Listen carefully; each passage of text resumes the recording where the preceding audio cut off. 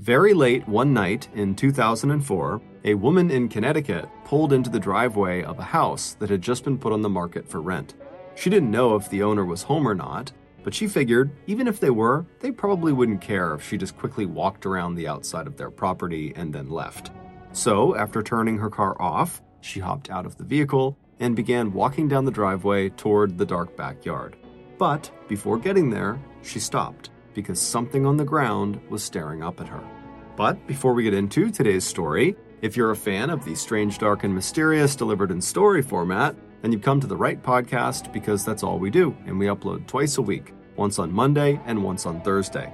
So, if that's of interest to you, please offer to be the 5-star review button's assistant as they fix their car troubles, but do not hold the flashlight steady. Also, please subscribe to the MrBallen podcast wherever you listen to podcasts so you don't miss any of our weekly uploads. Okay, let's get into today's story.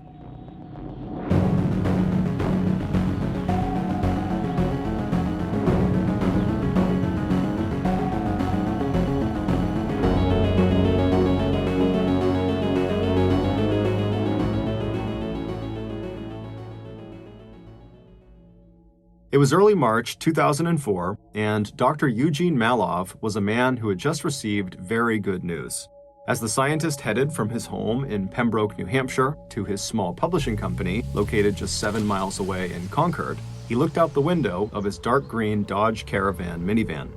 The narrow local road that would take him to Route 3 and then north to the state's picturesque capital was hemmed in on both sides by a thick border of trees. No matter how many times Eugene made this drive, he was always struck by the natural beauty that surrounded him. And now, as he looked at the postcard perfection of the New Hampshire mountains, forests, and rushing streams, he suddenly felt hopeful that the research he was doing would help preserve the beauty of this environment for generations to come. If his 2 children and his brand new first grandchild were going to enjoy the cool summers and clean air that he'd grown up with, then the United States and the world had to find a power source that was cleaner, cheaper, and safer than burning natural gas or fossil fuels. And Eugene, along with a small handful of other scientists, was absolutely positive that he already knew what that power source was: cold fusion.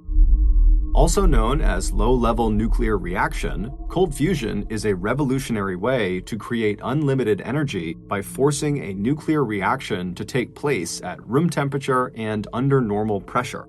It's actually the same kind of reaction that triggers the energy released by the explosion of an atomic bomb.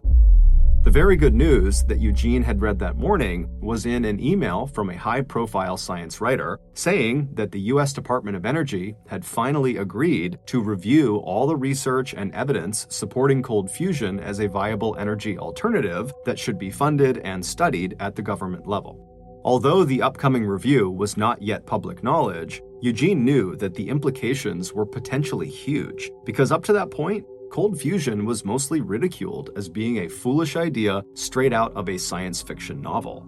But now, if the government stamped their approval on cold fusion, it would totally disrupt the world energy production industry. And more specifically, it would cost jobs and money for a lot of people who worked or invested in fossil fuels. The concept of cold fusion had first made public headlines back in 1989 when 2 electrochemists working at the University of Utah claimed to have discovered the chemical process that led to cold fusion. And for a while, it was the breakthrough in energy research that everyone, including Eugene, was buzzing about. But when no one else could replicate the scientists' results, it didn't take long before people began accusing the electrochemists of faking their results, that cold fusion was just a hoax. But over the years, after reviewing all the science and data, Eugene had gone from being a member of the mainstream cold fusion skeptics club to conducting his own experiments and research that convinced him that cold fusion was possible. In fact, as far as Eugene was concerned, cold fusion was not just a theory. It was a scientific certainty that would transform people's lives and save the planet from global warming. And, especially with the U.S. Department of Energy review adding to his credibility, Eugene knew that he had the brilliance and academic pedigree to totally back up his claim that cold fusion was not just a crazy pipe dream. Back when he was just 23 years old, Eugene had earned both an undergraduate and advanced degree in aeronautical and astronautical engineering from the Massachusetts Institute of Technology in Cambridge, Massachusetts. This college, which is known more commonly by its acronym MIT, is one of the top science universities in the world. 5 years later, he'd graduate from Harvard, another top-ranked university also located in Cambridge, Mass., with a doctorate in environmental health sciences. But to his friends and his family, Eugene had never been known as a straight-laced, boring academic. While he did love to talk endlessly about his latest experiments in global warming and cold fusion, he also had a totally zany sense of humor and a big personality to boot that often made him the life of any party he attended. Eugene's interest in science extended far beyond the laboratory. He didn't just research the development of new energies, he wrote about the futuristic ways they could be applied. When he was 34, he co-authored a paper about using solar sails to travel to Alpha Centauri, the star closest to the Sun. And as a science journalism teacher at both MIT and Boston University, Eugene was popular for his ability to teach students how to turn dry, technical, and scientific findings into language that could capture the public's interest and imagination.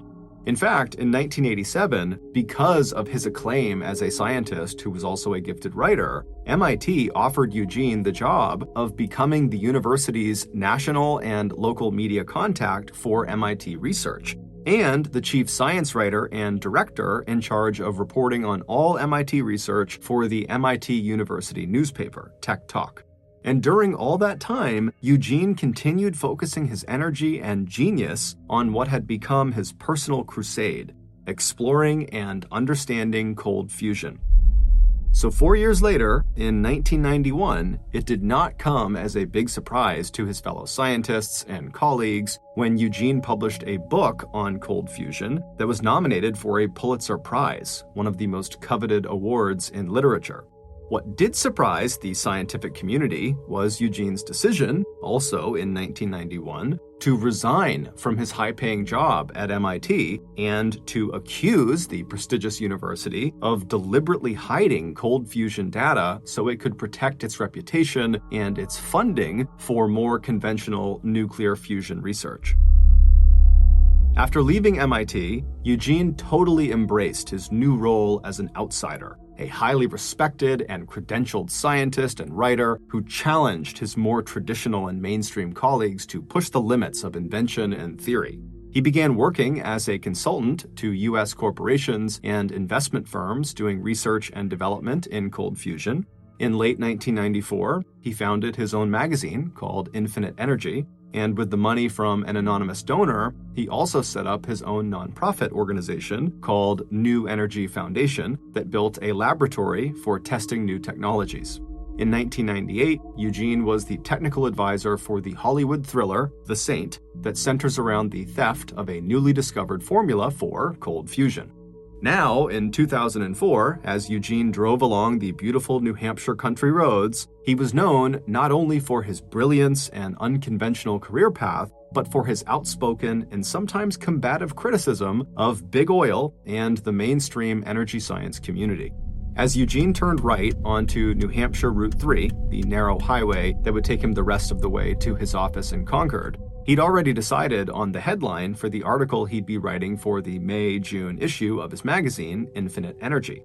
It would read, U.S. Department of Energy commits to re-examine cold fusion, 15 years of evidence for low-energy nuclear reactions. After pulling into a parking space out front of his magazine headquarters, Eugene hopped out of his car and headed inside where he celebrated this victory with his little 4-person staff. Over the next few weeks, Eugene put off everything else in his life so he could work exclusively on the article for the next issue of Infinite Energy. And only when it was finished did he really turn his attention to another, totally separate, personal problem that had been coming to a head over the last several months. Back in the spring of 2003, a little more than 1 year before the review of cold fusion was announced, Eugene's parents were ready to sell their house in Norwich, Connecticut, where Eugene had grown up. Eugene's dad had been a plumber, and his mom had been a math teacher, and then once they retired, they moved away from Norwich. And for more than a year, the white craftsman-style home on Salem Turnpike in the middle of the old mill town in eastern Connecticut had been sitting vacant. But Eugene, who was an only child, had very fond memories of the house with its arched windows and doorway. He'd spent hours when he was young lying out in the backyard of that house, looking up at the stars while he imagined scenes from the hundreds of science fiction books he loved to read. So he persuaded his parents not to sell the property, but to rent it out instead. This way, they could keep the place that held so many happy memories, and Eugene, who said he would manage the property for a small fee, could pull in some much-needed extra income. Ever since Eugene had left his high-paying job at MIT to focus on his magazine and foundation, money had become tight, especially in the last year when his fundraising efforts had fallen short and he'd been forced to shut down the research lab at Infinite Energy and lay off 3 of his lab technicians. Eugene had even gotten his own real estate license to help cover family expenses and keep his magazine afloat, but it still just wasn't really enough. And so this rental property opportunity was a lot more than just nostalgia. This was a big financial opportunity for Eugene and his wife of 34 years, Joanne. So in May of 2003, Eugene's first tenants at his family's home moved in, Patricia and Roy Anderson. And at first, everything was great. Then, in January and February of 2004, the couple missed paying their rent. As a licensed real estate broker, Eugene knew that he could have started eviction proceedings within 2 weeks of non-payment. But Eugene and his parents did not want to just kick the couple and their 26-year-old son off the property unless that was their absolute only option. But after months of sending the tenants dozens of legal notices that rent was due and never hearing a word back, the matter unfortunately went to mediation, which is when a neutral third party steps in and helps the two sides resolve their issues. Eugene and the tenants would eventually work out an agreement that gave the Andersons until mid-April 2004 to move out of the house. And, true to their word, the Andersons would leave on time, and they would move into a new apartment about 20 minutes away. But despite getting the property back, Eugene knew that it was not ready to be rented out again. Soon, he would have to get over there and make some repairs and do some lawn work and remove some belongings that the Andersons appeared to have just left behind. But for now, with the May-June issue of Infinite Energy finally out on the newsstands, Eugene, who had not had a day off in weeks, decided to take a little break from his responsibilities. So he and Joanne arranged to take a short vacation and go to Seattle, Washington to visit their newly born first grandchild. This flexibility was one of the things that Eugene had enjoyed the most since leaving MIT. He missed the big paycheck, but really, Eugene had never been much of a 9-to-5 company man. Still strong and in good shape, with receding but still thick dark hair, a graying beard, and glasses, Eugene threw himself into physical work and social get-togethers with the same energy that he brought to conducting cold fusion experiments in the basement of his New Hampshire home. His wife, Joanne, was just as outgoing and sociable as her husband, so they were both excited about seeing their daughter and son-in-law, meeting the new grandbaby, and exploring the largest city in the Pacific Northwest. And once there, everyone knew that Eugene would spend at least a few hours in various Seattle coffee shops chatting with environmentally conscious hipsters about global warming. Before leaving for Seattle, Eugene had emailed his colleagues in the scientific community about the pending Department of Energy review of cold fusion, and he urged them to make the potential role for cold fusion a key issue in the 2004 presidential campaign that was now underway. It was clear Eugene wanted to rattle a few cages amongst the cold fusion skeptics. After returning a few days later from Seattle, all Eugene really wanted to do was dive right back into his cold fusion research. But before he could do that, he knew he had to head back down to Connecticut and prep the family property so it could be rented out again. So, bright and early on Friday, May 14th, 2004, Eugene put on his khaki work pants and white t-shirt. He hopped into his Dodge Caravan, decorated with cold fusion decals, and made the 2.5-hour drive south to begin the big cleanup. Eugene liked physical work, and he was actually looking forward to getting the property back in shape. The mediation/eviction process had been quite stressful, and it had cost him some money, But in the end, both he and the Andersons had actually parted on good terms. When Eugene arrived at 119 Salem Turnpike, he felt a familiar sense of affection for the place where he had grown up.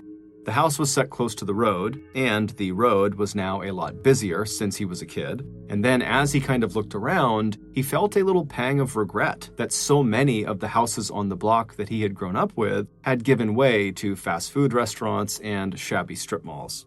There were some big trees on the Malov property, and their driveway extended from Salem Turnpike straight back to a detached two-car garage in back.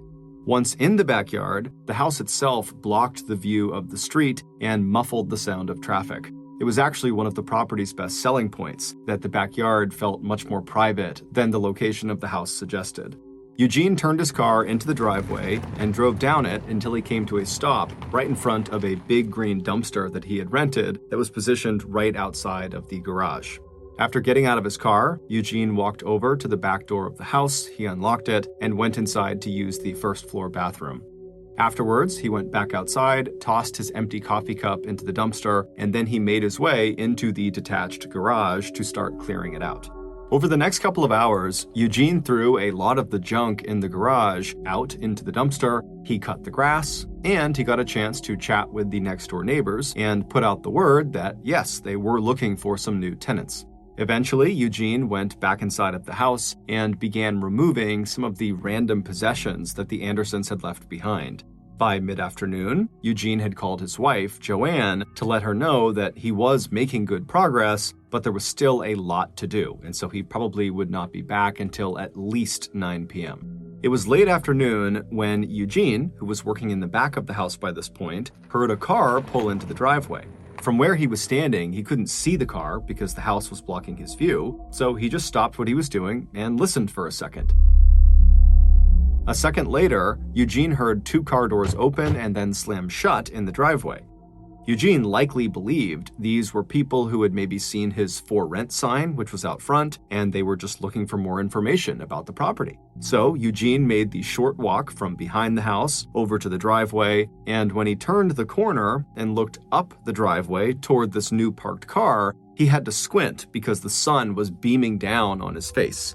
As he strained his eyes to see who was there, he made out two large men he did not recognize walking toward him. Before Eugene could even ask their names or what they wanted, the two men rushed up to him and began kind of muscling him backwards.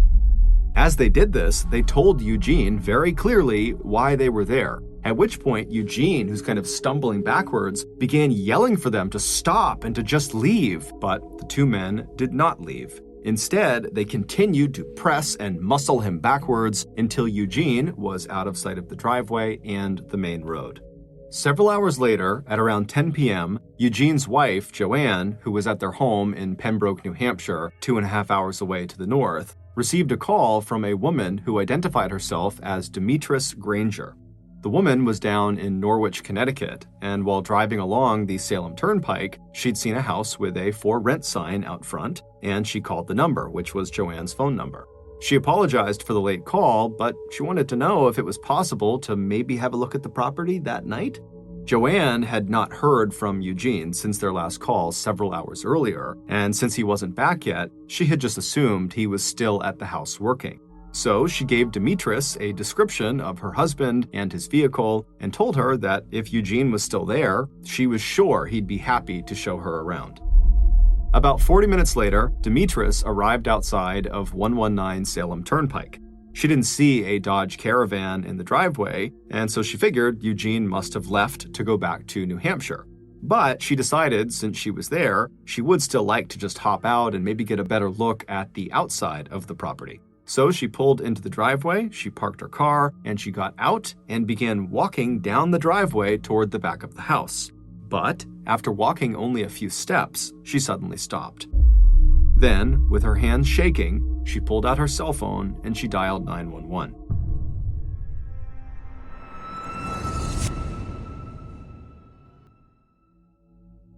At the Norwich Police Department, just 7 minutes away from the rental property, the night dispatcher answered the emergency call. Demetrius told them she was at 119 Salem Turnpike and that she was looking down at the mangled body of a man lying face up in a pool of blood on the driveway. By 11 p.m. that night, Eugene's childhood home was swarming with police and emergency medical personnel. It didn't take long for the two lead detectives who arrived on the scene to realize that they were likely dealing with a homicide and a possible robbery. As they approached the victim, they immediately noted that his shoes were gone and his pockets had been pulled inside out. After talking with a terrified Demetris, who had gone back to sit inside of her car, and after dialing the phone number listed on the for rent sign out in the front yard, it also didn't take the detectives very long to identify the victim as Eugene Malov. Joanne Malov, almost speechless with shock, was able to tell detectives that her husband was in Norwich to clean up the family rental property. She told them that she had expected Eugene home in New Hampshire by now, but she had talked with him earlier in the afternoon by phone, and he had told her that there was just a lot of work to do and that he might be much later than he had thought. When police told her that his van was not in the driveway, Joanne suddenly spoke in a rush and said, "Well, are you sure the body is his? Maybe he already left, and the person you're telling me that's dead, maybe that's not him." But, as gently as they could, the detectives on the phone told Joanne that the man they had found definitely matched her husband's description. Then the Norwich police called the Pembroke, New Hampshire police and asked them to send an officer over to the Malov house to check on Joanne and to gather any information they could about her husband's activities that day. The Norwich police also put out a be on the lookout or BOLO alert for Eugene's car with its distinctive decals and vanity license plate. The crime scene itself was a mess, in part because the yard and driveway were covered with fresh grass clippings as well as litter and debris from the ongoing cleanout of the property. Based on everything they saw, the theory the police came up with was that Eugene had been the victim of a robbery and that after killing him, his attacker had taken Eugene's watch and wallet, removed his shoes, and then fled in Eugene's van. Early the next morning, Norwich police got a call from a patrol officer saying he'd discovered Eugene's Dodge Caravan in a commuter parking lot at the Foxwoods Resort and Casino, located 15 minutes away from the site of the murder. A forensic examination of the vehicle showed no signs of any fingerprints on the steering wheel or on the car door handles. The engine and exhaust pipe were cool to the touch when the car was found, so police knew it had not been driven recently and was probably left there immediately after the murder. Security cameras at Foxwoods didn't help either. The night had been cloudy, damp, and hazy, and there was no footage that showed the vehicle or its driver entering the lot or parking the van. The only time frame that the police could come up with for the killing was that it must have happened between early afternoon, when Eugene called Joanne, and 8:30 p.m., which was when a neighbor had noticed that the Dodge Caravan was no longer parked in the driveway. Within 24 hours of the murder, the news that a prominent MIT scientist and cold fusion advocate had been found dead was making local and national headlines. And it didn't take long before the brutal but straightforward robbery-homicide theory got a lot more complicated. Even as police in New Hampshire interviewed Joanne Malov and her two children, and police in Norwich started tracking down other persons of interest like the Malovs' former tenants, the science community that studied nuclear and cold fusion, as well as other potentially significant alternatives to fossil fuels, began buzzing with rumors and speculation. And the lead detectives on the Malov case were about to get swept up into a high-stakes world of scientific research and intrigue. As police started interviewing Eugene's colleagues and co-workers, his closest friends in the scientific community hinted to police that not everyone would have wanted Eugene to succeed in his quest to discover the secret of cold fusion and a potentially unlimited source of cheap energy. And based on those rumors, and the fact that Eugene's vehicle had been found several miles away with no fingerprints on it anywhere, people began to speculate that this could have been a professional hit or maybe a revenge killing. And these speculations quickly began to appear in the media, with headlines like, "Were those with financial stakes in the big gas and oil companies trying to stop cold fusion research?" Meanwhile, police interviews with the Malov family quickly confirmed that no one in the family had either the motive or opportunity to kill Eugene. But when Joanne told police about the eviction proceedings against Roy and Patricia Anderson that Eugene had been directly involved in, police quickly turned their attention to tracking the former tenants down. Almost immediately, they got a tip from a neighbor who had been friendly with the Andersons that led police to the Andersons' 26-year-old son, Chad Schaefer, who had lived in the house on 119 Salem Turnpike with his parents. And Chad, who was totally shocked at the news of Eugene being found dead, would tell police that he was not directly involved in the eviction proceedings. That was something that Eugene and his parents handled. But his impression was that his parents and Eugene had ended things on relatively good terms. When asked, Chad told police that he had been at his apartment with his girlfriend and newborn baby on the day of the murder. As for his parents, he didn't know for sure where they had been on the day of the murder, but he believed with relative certainty that they had been at their new house in Montville, Connecticut. So police would go to Roy and Patricia's house in Montville, and the couple would be just as shocked by the news about Eugene as their son was, and they would say they were home on the day that Eugene was killed. And when asked about the eviction, Roy and Patricia's story would match their son's. They said that they had not been happy about being evicted, obviously, but ultimately they had managed to end things on fairly good terms with Eugene and his family. And so after the police left the couple's home, they realized that they had no leads. Everything had turned into a dead end. Everyone had an alibi and no one knew what happened. But soon, the police would catch a huge break, or so they thought. Within days of Eugene's body being discovered, the police actually arrested 2 men for the murder.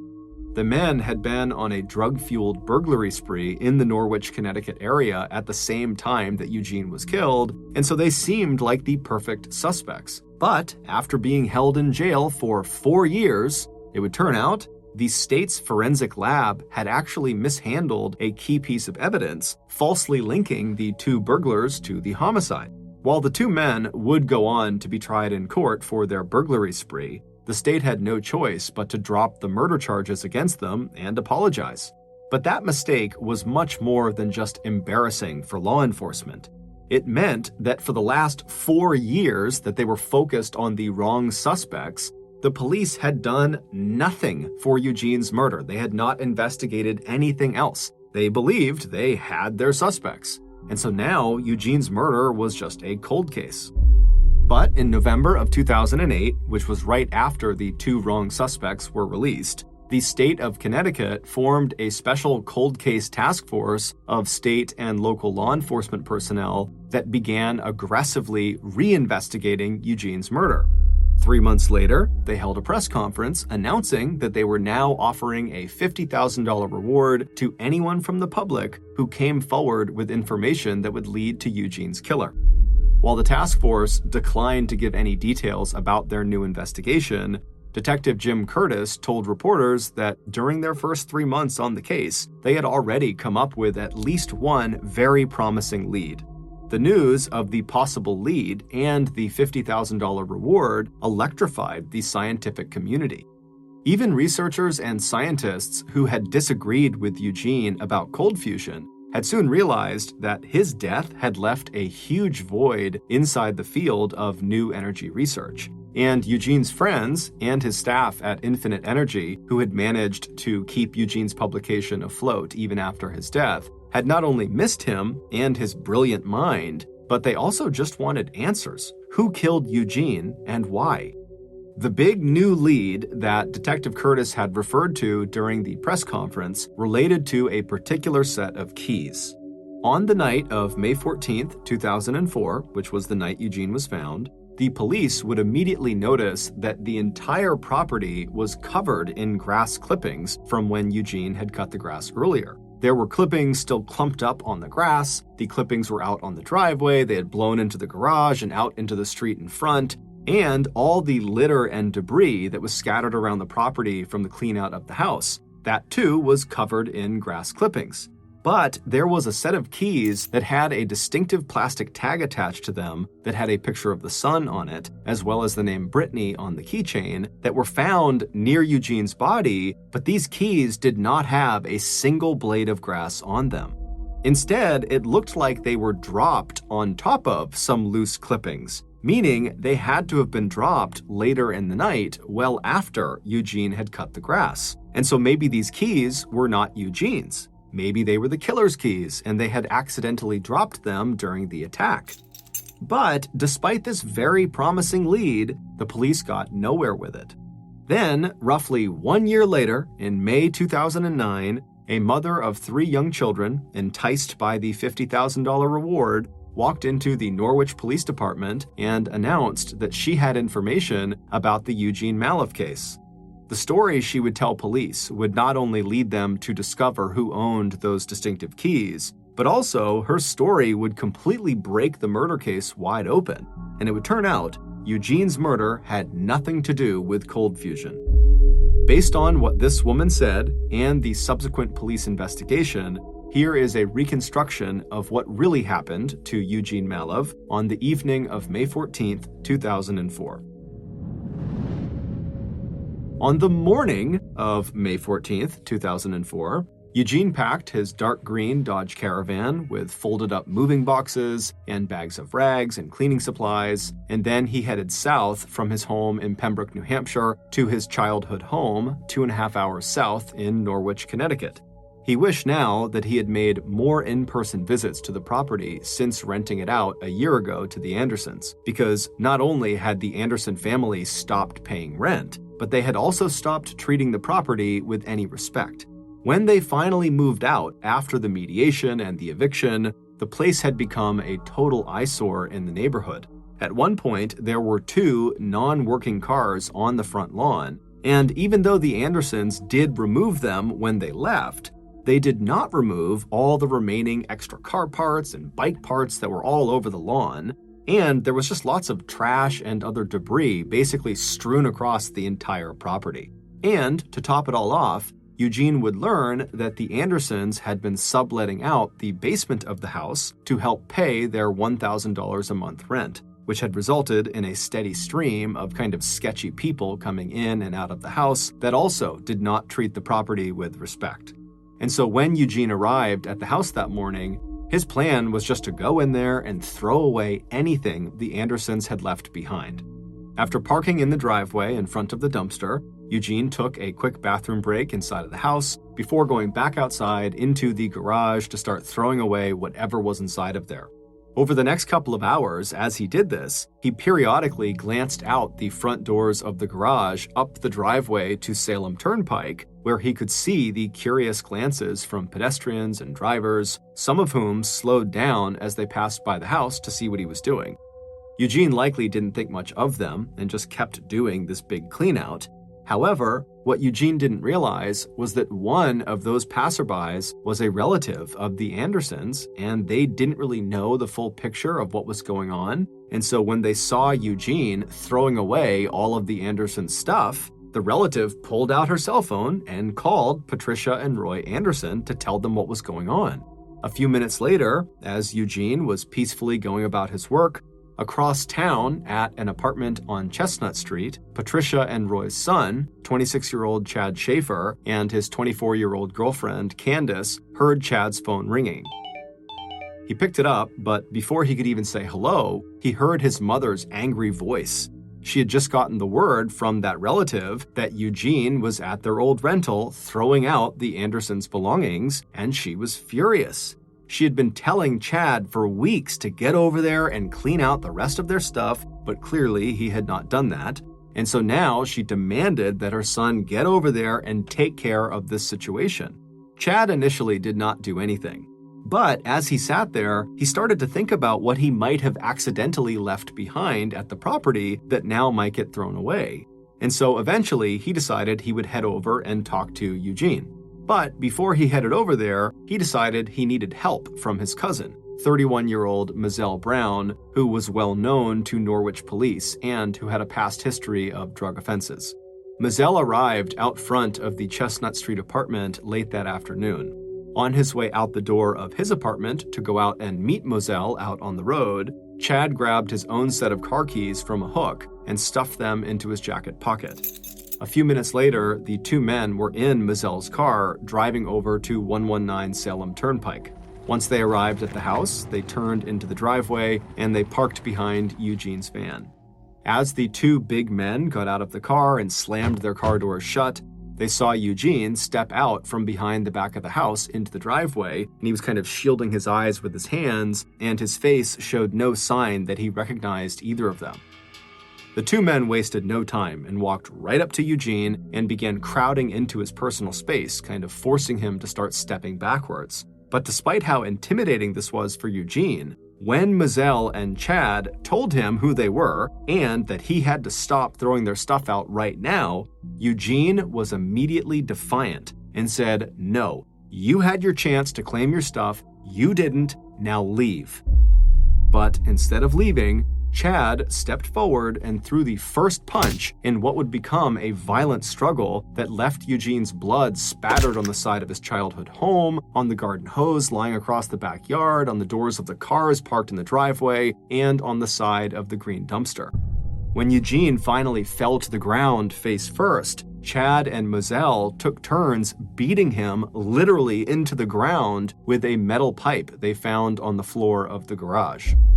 Eventually, the two men stopped and just stood there in silence, sweating and breathing heavily while they stared down at the horrible damage they had inflicted on Eugene. Then, almost like snapping back to reality, the two men looked around them to see if anyone had seen them. But when they looked around, it was quiet, and they noticed that where Eugene had fallen, his body was kind of blocked from view by the dumpster and his van and their car, and so no one could even see him, even if they were looking in their direction.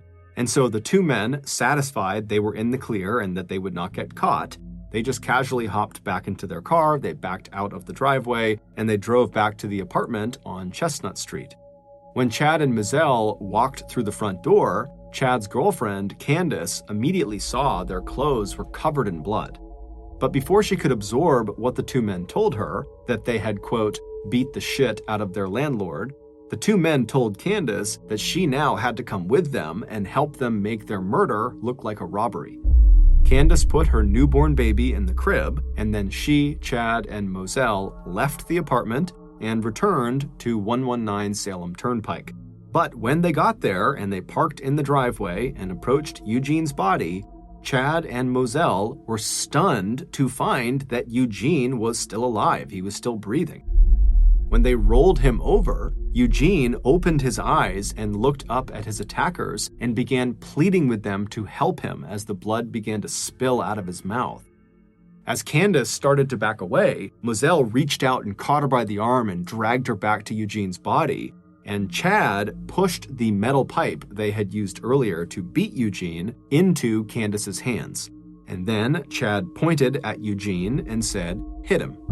When she didn't respond, Chad slapped her and said if she didn't do as he told her, they'd kill her too. And so Candace gripped the pipe, she raised it over her head, and as she did this, Eugene begged them to stop. But seconds later, that pipe came crashing down directly onto his face. After she hit him, she handed the pipe back to her boyfriend, and then Chad and Moselle began taking turns smashing and kicking Eugene's face and body until they were so tired they had to stop. By the end of the second beating, Eugene would have 32 significant lacerations on his face and neck and a stab wound on his right forearm. But amazingly, at the end of this second beating, Eugene was actually not dead yet. And so with no more energy to use the metal pipe or to kick him, Moselle Brown, who was a very big guy, just stepped directly onto the front of Eugene's throat and shifted all of his weight to that foot and began digging it into his neck. He would stand there grinding his foot left and right into the scientist's throat, breaking bone and cartilage until finally Eugene stopped squirming and died.